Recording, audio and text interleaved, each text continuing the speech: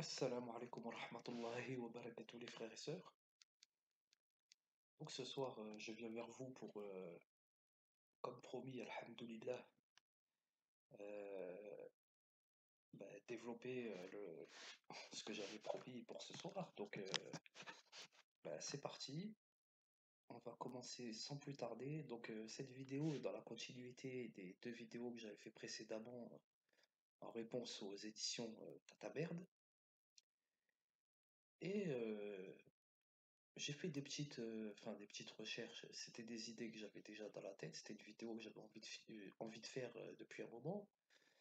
Et donc, je vais m'y atteler ce soir avec vous. Et puis, on va regarder un peu ce qui se passe. Donc, on va prendre comme base les calomnies sur le prophète, alayhi salatu wassalam. D'ailleurs, j'ai vu tout à l'heure la vidéo de Babarmet Mati concernant la dernière vidéo qu'il a faite là. Une très bonne vidéo. Et justement, aussi pour étayer un peu ces propos, je vais faire un travail, mais d'une toute autre manière, avec des arguments différents. Étant donné que le frère fait un travail en profondeur parce qu'il a accès au texte, qu'il a accès à la langue arabe, etc. Moi, c'est un travail justement que je ne peux pas me permettre de faire. Je suis limité à ce niveau-là et j'ai certainement plein d'autres limites. Mais néanmoins, je veux apporter mon petit effort et vous faire partager ma réflexion sur tout ça. Donc nous allons prendre déjà comme base Surat al-Baqarah afin de développer l'argumentation. Lisons ensemble le verset 87. Certes, nous avons donné le livre à Moussa, nous avons envoyé après lui des prophètes successifs, et nous avons donné des preuves à Isa ibn Maryam, et nous l'avons renforcé du Saint-Esprit. Et à chaque fois qu'un messager vous apportait des vérités contraires à vos souhaits, vous vous enfliez d'orgueil, vous traitiez les uns d'imposteurs et vous tuiez les autres. Donc les ennemis d'Allah et de ses messagers, à travers les temps, à travers le temps, n'ont cessé de calomnier les prophètes et de les traiter d'imposteurs, mais pas seulement, pas seulement. Et il y en a parmi eux qui ont été tués, notamment Zakaria et Yahya, alayhum salam. Et bien que les Juifs ont dit nous avons certes tué le Christ, fils de Marie, hein, donc Isa ibn Maryam, Allah leur a répondu en disant que ce n'était qu'un faux semblant. Bref, ça c'est un autre sujet. Pour continuer, pour continuer l'argumentation, nous allons aussi citer le verset 75. Eh bien, espérez-vous que de pareils gens, donc musulmans, les juifs, bien sûr, eh bien, espérez-vous, musulmans, que de pareils gens, les juifs, vous partageront la foi, alors qu'un groupe d'entre eux, après avoir entendu et compris la parole d'Allah, la falsifièrent sciemment. Et plus bas, malheur donc à ceux qui de leurs propres mains composent un livre, puis le présentent comme venant d'Allah, pour en tirer un vil profit. Malheur à eux donc, à cause de ce que leurs mains ont écrit, et malheur à eux à cause de ce qu'ils en profitent. Voilà. Et maintenant, nous allons passer à l'argumentation, à la suite du travail. Donc ce que l'on voit là, ici, c'est que les ennemis des prophètes à travers le temps n'ont eu de cesse de les calomnier, voire de les tuer quand cela leur fut possible. Et enfin, ils ont falsifié sciemment la parole d'Allah. Ils l'ont falsifiée afin de pouvoir suivre leur passion et pouvoir substituer leur loi à celle d'Allah le Tout-Puissant, le législateur. Nous allons entrer dans l'horreur de la falsification, de la calomnie, telle que l'on la connaît tous. Des calomnies horribles, des paroles horribles, qui ont malheureusement toutes, hein, à peut-être une exception près, si je me souviens bien, un rapport.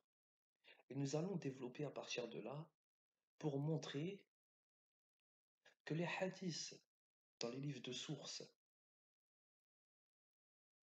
les hadiths dans les livres de sources, notamment ceux selon lesquels la mère des croyants, Aïcha radhiyallahu anha, aurait donné son sein à des barbus, ou encore les hadiths concernant le prophète Ali salatu wassalam, qui aurait épousé Aïcha à 6 ans à 9 ans, n'est-ce pas? Sans parler du soi-disant fiqh, comme quoi on autoriserait des attouchements sur des enfants, etc. Pour vous montrer que tout ça vient de du même parti, c'est-à-dire les ennemis d'Allah et de ses messagers. À travers le temps, ces personnes se sont comportées exactement de la même façon, et ils ont infiltré ce qu'ils ont pu infiltrer. Allah a voulu que ces mécréants puissent falsifier la Bible, donc la Torah et l'Évangile.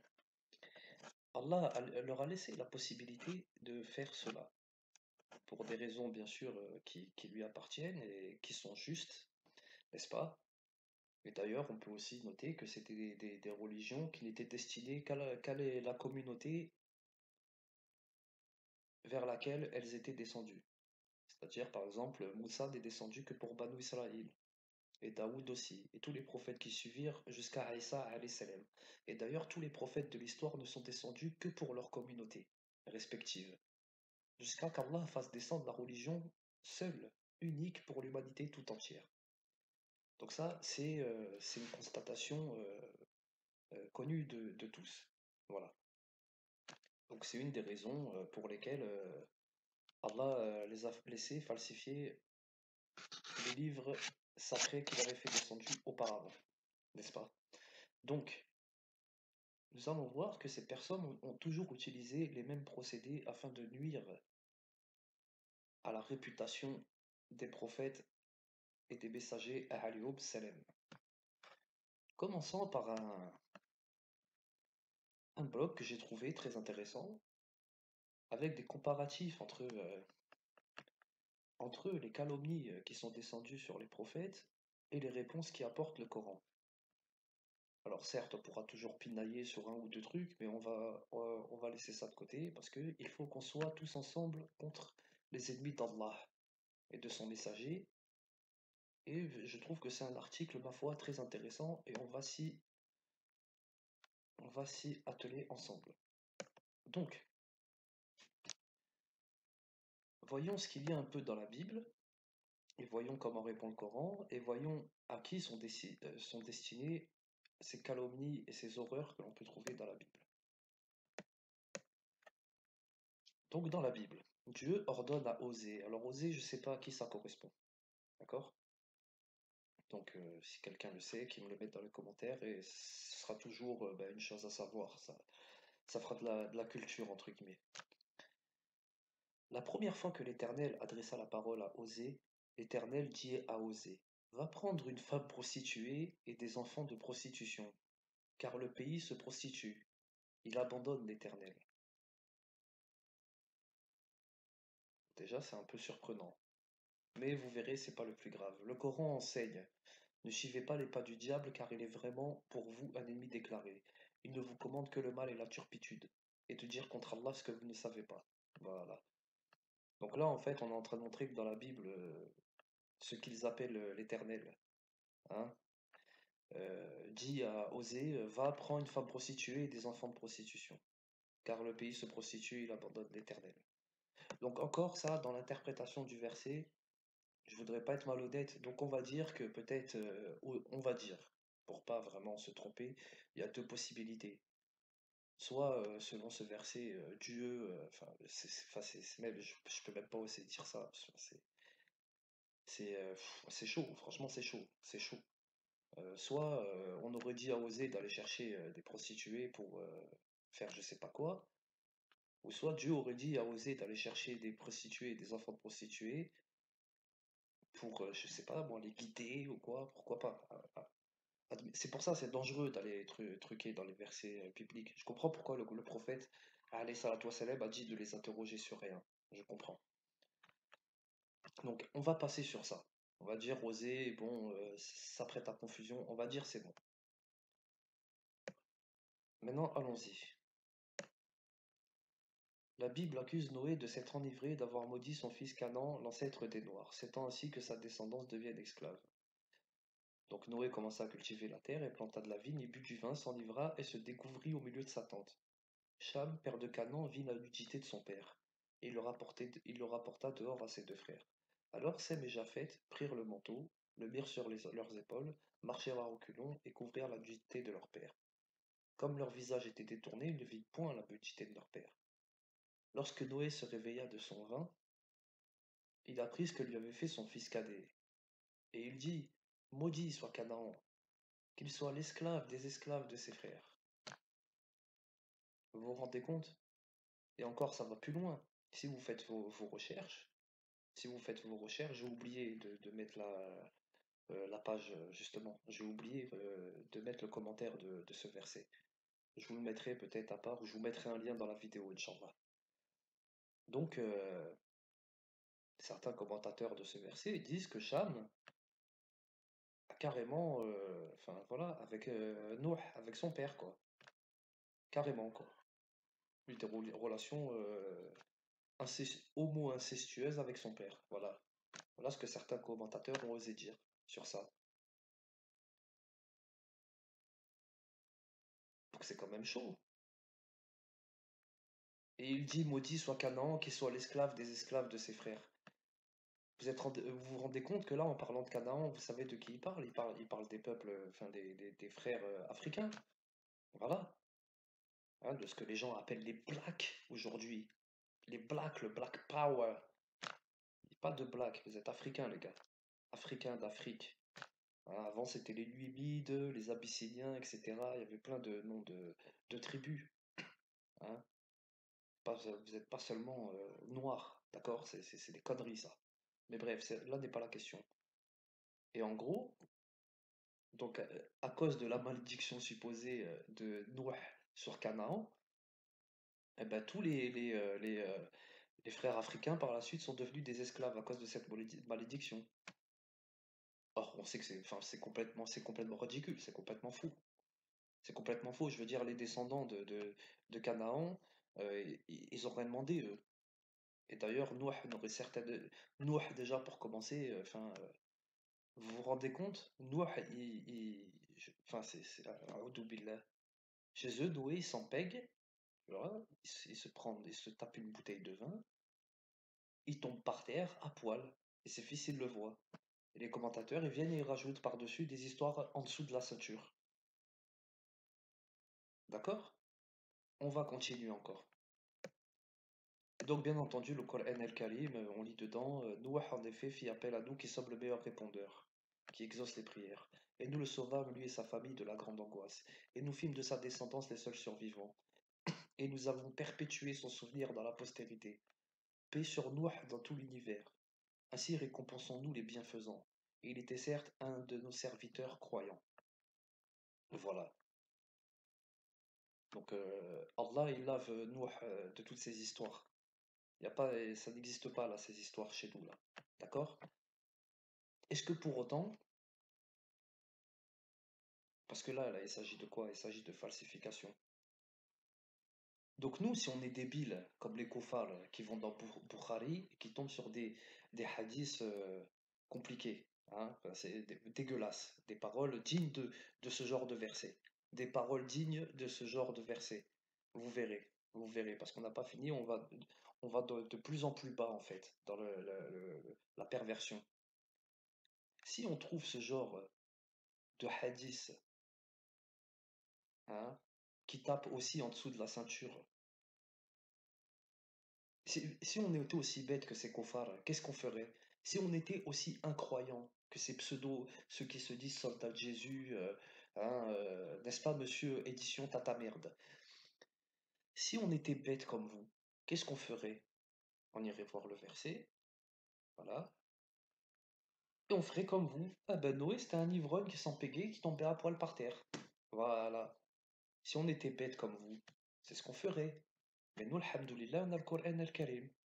Voilà. Allah, il nous a lavé, il a lavé l'honneur de tous les prophètes dans le Coran, hein, et il les a honorés, et il les récompense, et il les a récompensés, il les récompensera au jour de la résurrection. D'accord? Donc voilà, c'est nous si on était encore le pire, c'est que ces versets, on les trouve pas dans un de vos recueils de sources, hein, ou de vos exégètes. Là, le verset, il est carrément dans votre livre saint, ce que vous appelez un livre saint. Donc c'est encore plus grave. On aura encore plus de raisons si on était des incroyants comme vous, on aura encore plus de raisons en tant que mécréants de venir insulter Noé. Oui, si on était aussi stupide que les mécréants qui viennent insulter Mohammed parce qu'ils ont lu un texte qui n'est même pas dans le Coran et qui contredit l'ensemble du Coran, si on était aussi bête qu'eux, eh ben on ferait la même chose qu'eux. Si on était mécréants comme eux, on ferait la même chose qu'eux. Et on insulterait Noé, n'est-ce pas? Continuons encore.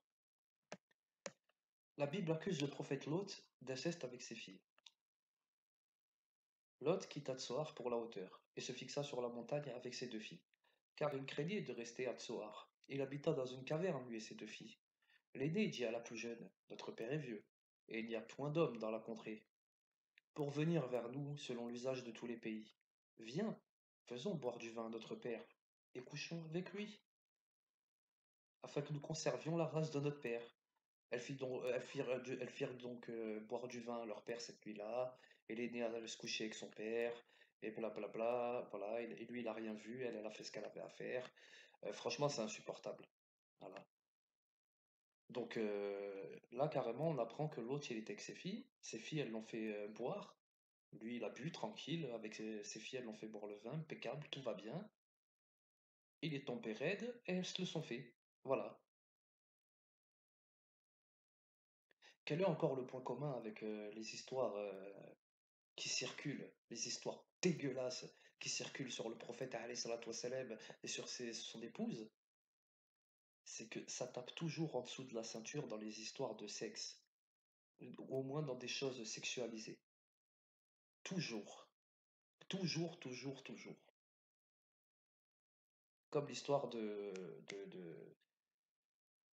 enfin voilà quoi, les histoires non seulement l'histoire de la pédophilie, mais aussi l'autre histoire derrière qui dit que si tu attouches un enfant, tu peux quand même te marier avec sa mère, mais c'est que si tu le pénètres réellement, tu peux plus te marier avec sa mère. Vous voyez les trucs dégueulasses quoi, les trucs d'inceste ou de pédophilie. Eh ben, regardez, ça existait déjà il y a des siècles et des siècles. Il y avait déjà des incroyants, des ennemis des prophètes qui faisaient le travail. Et vous croyez qu'ils se seraient privés avec des recueils de sources? Certainement pas. L'ennemi, les gens qui ont fait les gens qui ont fait les textes qu'il y a dans les recueils, même dans Bukhari, machin, etc., qu'il y a dans les recueils de hadith, les gens qui ont écrit ces textes-là dans les recueils de hadith, qui ont inventé ces textes, c'est les mêmes, la descendance de ceux qui ont fait ces textes-là. Moi, pour moi, j'en suis sûr à 100%. J'en suis sûr à 100%. Voilà. Chacun y dira ce qu'il veut. Voilà. Voilà, voilà, on accuse Daoud d'adultère et que Daoud aurait coupé 100 prépuces, voilà, 100 prépuces de l'ennemi ennemi, de l'armée ennemie pour les offrir au roi afin de pouvoir épouser sa fille. Voilà. Saul dit, vous parlerez ainsi à David. Le roi ne demande point de dot, mais il désire 100 prépuces de Philistins. Et ses serviteurs rapportèrent ces paroles à David, et la chose fut bonne aux yeux de David. Enfin voilà quoi. Encore une fois, voilà, encore une fois, en dessous de la ceinture, hein, pour des histoires de épouser sa fille.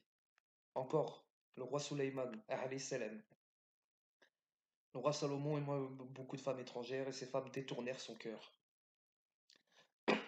Encore une fois en dessous de la ceinture, ces femmes inclinèrent son cœur vers d'autres dieux. Et là, carrément, à cause des femmes, donc encore une fois en dessous de la ceinture, on accuse Salomon de coufre. Voilà. Allah, bien entendu, dit dans le Coran, mentionne notre serviteur David, doué de force et plein de repentir. Nous avons enfermé sa royauté, nous lui avons donné la sagesse et la faculté de bien juger. Il a de près de nous une place et un bon refuge. Voilà quoi. Sulayman n'a jamais été mécréant, mais ce sont les démons qui étaient mécréants. Là, sadaqallahu al-hadim. Et à David, nous fîmes don de Salomon. Quel bon serviteur, il était plein de repentir. Et il a une place rapprochée de nous et un bon refuge. Voilà. Encore une fois, en dessous de la ceinture. Voilà. Pour l'histoire du veau d'or, la Bible accuse Haroun, alayhi salam, d'avoir mené la troupe qui a conduit à la construction du veau d'or, alors que nous savons que c'est El-Sabiri. Mais encore une fois, l'histoire du veau d'or est liée à la luxure quelque part. Hein, vous le savez. Après, c'est une fois que le veau d'or a été fait, machin, voilà, c'est parti dans l'incroyance, etc. La débauche et compagnie, jusqu'à ce que Moussa alayhi salam revienne. Voilà. Vous connaissez l'histoire de. Là, ils disent carrément que Haroun, il a construit le veau d'or, pour normal, quoi, pour l'adorer comme en tant que Dieu, normal. Vous pouvez lire. Vous pouvez lire. Voilà. Alors que nous savons que Haroun a failli se faire tuer par les mécréants qui ont construit le veau d'or, avec à leur tête sa mêlée. Hein? Allah le rappelle ici, dans ces deux versets, nous avons mis ton peuple à l'épreuve après ton départ, et le Sabéri les a égarés. Bon, hop, incitation sexuelle, ça c'est un verset, voilà, c'est bon. On n'est pas là non plus pour, hein, déjà que c'est insupportable. Donc vous voyez le point commun qu'il y a avec tout ça, ça tape toujours au-dessous de la ceinture. Toujours, toujours, toujours au-dessous de la ceinture. Un kafir comme eux, ennemi des prophètes, mais qui n'a pas de connaissance sur le sujet et qui va lire la Bible comme ça, eh ben, il va tomber sur ce genre d'histoire. D'accord? Et un mécréant qui ne connaît pas, mais qui ne connaît pas la religion et qui n'a aucune arrière-pensée, on va dire, et qui va lire le Coran. Il va jamais lire trouver des textes comme ça. Il va trouver que de la piété, des bonnes paroles, enfin de la magnificence. De la magnificence. D'accord? Jamais ils ne trouveront de paroles comme ça. Et après, eux, ils viennent nous parler les kofars, les ennemis d'Allah, ils viennent nous parler de Sourate 4, verset 34. Mais vous plaisantez, j'espère. Vous plaisantez, j'espère. Vous plaisantez. Enfin, là, en fait, on a un élément de réponse qui prouve que nous avons les mêmes forces, les mêmes mains poisseuses et dégueulasses que ces personnes brûlent en enfer. Hein. Ces personnes vont brûler en enfer d'ailleurs, les falsificateurs, les calomniateurs de prophètes. Ces personnes vont brûler en enfer. Et ceux qui ont mis les hadiths, ceux qui ont mis les hadiths et qui les ont considérés authentiques, ceux qui ont mis les hadiths où ils disent le prophète, en gros c'est un pointeur, et que Aïcha a donné son sein à des adultes, etc., ils vont aller en enfer. Comme le dit le hadith qui les contraint, hein, le hadith qui les met en enfer, c'est-à-dire quand le prophète a dit celui qui ment sur moi, qu'il prépare sa place en enfer. Eh ben, ces gens-là qui ont mis ces hadiths et qui les ont validés comme authentiques, qu'ils préparent leur place en enfer. Moi, je vous le dis honnêtement, qu'ils préparent leur place en enfer. Ceux qui sont allés valider les hadiths selon lesquels Aïcha donnait son sein à des barbus, ils rentrent dans le cadre de ceux qui calomnient les femmes pieuses. Ils font comme ce que les juifs ont fait sur Maryam alayha salam. Ça, donner son sein à des hommes, c'est quoi? C'est comme de la prostitution. C'est pareil. Donc voilà, qu'ils préparent leur place en enfer. Les pseudo-musulmans là, qui viennent et disent ouais, moi j'assume, machin, il faut tout assumer, comme si Bukhari c'était le Coran. Préparez votre place en enfer si vous continuez comme ça. Eh oui, parce que moi je jure par Allah Azzawajal que c'est les mêmes forces qui ont écrit ces versets, c'est les mêmes genres de personnes qui ont écrit ces versets, qui ont écrit les hadiths qu'on peut trouver maintenant, les hadiths dégueulasses là. Bien sûr, il n'y a rien de tel dans le Coran. Il n'y a rien de tel dans le Coran. Il n'y a que dans les recueils de hadiths qu'on trouve des textes dignes de- d'une poubelle de l'enfer. Voilà.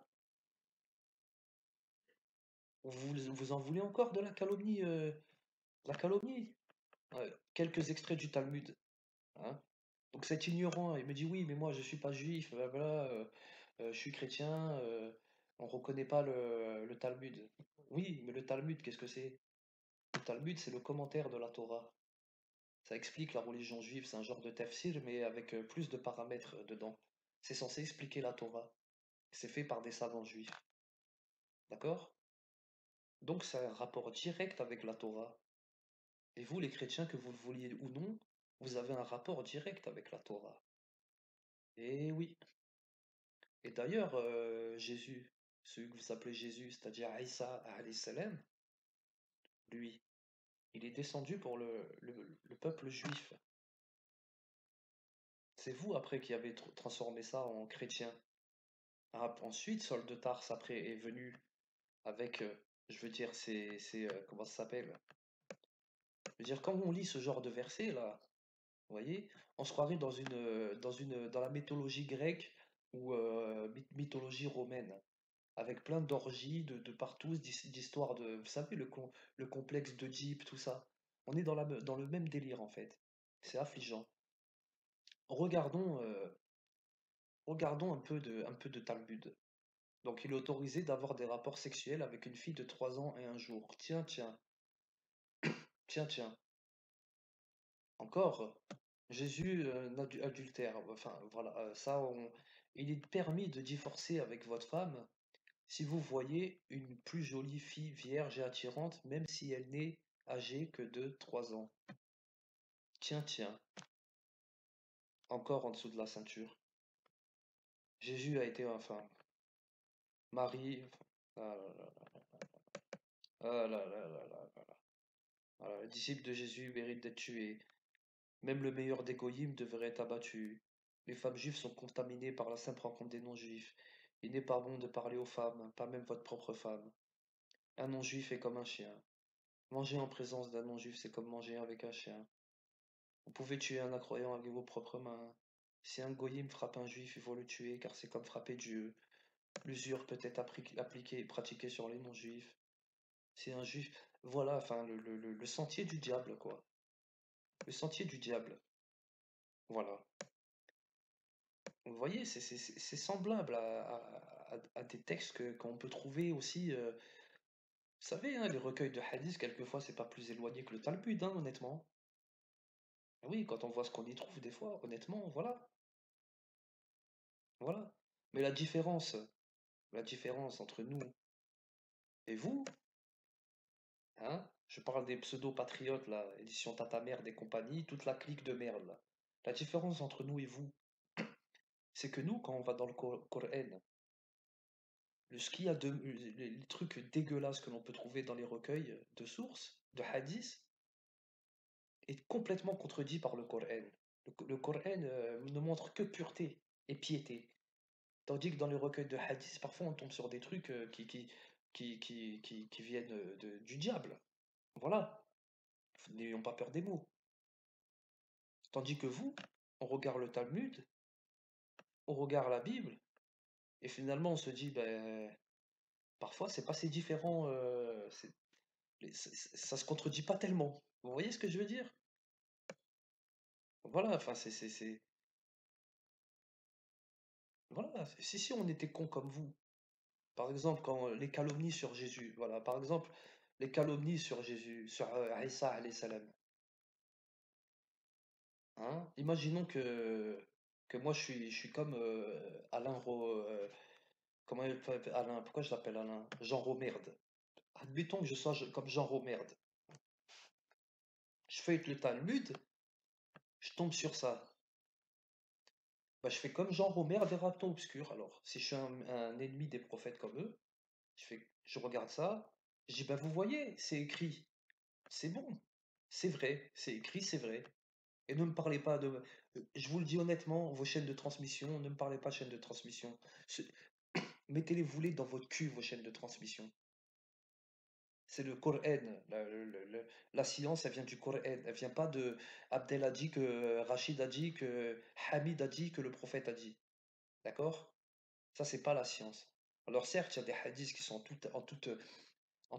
comment ça s'appelle, qui concordent parfaitement avec le Coran, qui sont complètement valides, etc. Il n'y a pas de problème. Mais leur validité ne tient pas à leur chaîne de transmission, elle tient à leur contenu. Et c'est une évidence. Et on a été complètement stupide d'avoir pendant toutes ces années, avoir osé remettre la validité d'un texte sur Rachid a dit, que Kader a dit, que etc. a dit. Hein. Surtout avec tous les siècles qui se sont écoulés entre le prophète et les personnes qui ont commencé à rapporter enfin, les recueils authentiques et ceux qui sont venus après. D'accord? Voilà. Donc si on était aussi cons que vous, les gens rommerdes et tous les ennemis de l'islam là, les petites merdes là, bon, on dirait ouais, Jésus, c'est vrai, il est comme ça, c'est écrit, c'est bon. Mais nous, le problème, c'est que nous, les musulmans, on n'est pas les ennemis des prophètes. On aime tous nos prophètes et on les honore. Et on honore notre prophète Mohammed alayhi salatu wassalam. Et on obéit à ses paroles authentiques et on obéit à Allah surtout. Tandis que vous, les chrétiens et les juifs et les kofars, ou les kofars déguisés en juifs et les chrétiens, et même les kofars déguisés en musulmans, hein, qui sont allés foutre la merde dans les livres de sources, vous, par contre, vous détestez les prophètes, vous les insultez et vous semez la calomnie, le déshonneur sur eux. Et même toi, là, Jean Romerde, qui te dit soldat du Christ, t'es soldat de mes couilles. T'es soldat de toi c'est tout. T'es soldat de toi en Polynésie, là-bas, t'es soldat de toi. Pervers narcissique, qui ne fait que se montrer, et c'est tout ce que tu sais faire. Je suis journaliste, machin, t'es journaliste de mon cul, t'es rien du tout, t'es un vaurien. Moi je te le dis, t'es un vaurien. Et tous les trucs que tu publies, c'est de la merde. Voilà. C'est tout, moi c'est tout ce que j'ai à dire par rapport à ça. Continuons encore un dernier truc. Donc voilà. Qui c'est qui parle?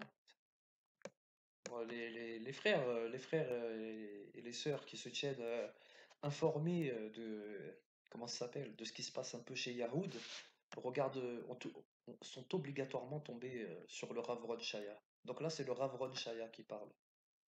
Donc vous lirez l'article, on va pas le lire, je vais pas le lire en entier. Vous lirez l'article, et ce monsieur, ce rabbin, est en train de confirmer que Ishaq a épousé une fille, une fille de 3 ans, Rivka. Que Ishaq a épousé Rivka à 3 ans. Elle avait 3 ans quand il a épousé. Voilà. Et son excuse, qu'est-ce qu'il dit? Il dit qu'à 3 ans avant, la réalité morphologique d'avant, c'était pas la même. Donc, genre, avant, à 3 ans, je sais pas, genre, tu ressemblais à une femme de 17 ans. T'es comme un éléphant, quoi. Tu sors du ventre, ça y est, 2 semaines après, tu commences à être grand et tout, etc., quoi. Enfin, la folie. Voilà. Si moi j'étais un con comme Alain Romerde, et comme tous les gens là, les ennemis des prophètes, je dirais, ah ben c'est le Rav Ron Shaya qui l'a dit, eh ben c'est vrai, c'est bon. Or, ça ne marche pas comme ça. Et vous le savez très bien, vous le savez très bien, vous le savez très bien. Et le Coran sera toujours bien présent, la parole d'Allah sera toujours bien présent pour vous contraindre à la vérité. Et même si vous vous en détournez après, c'est pas grave. Mais la vérité sera toujours là devant votre face. D'accord? Donc voilà. Je vais vous faire une deuxième petite vidéo concernant Bukhara et vous verrez, c'est intéressant. Et on clôturera le sujet sur ça et on passera à autre chose, Inch'Allah. Voilà. J'essaye de faire la vidéo, je vais faire la vidéo tout de suite après, Inch'Allah, je vous poste celle-là et l'autre devrait pas tarder à arriver. Voilà. Assalamu alaikum wa rahmatullahi wa barakatuh, les frères et sœurs.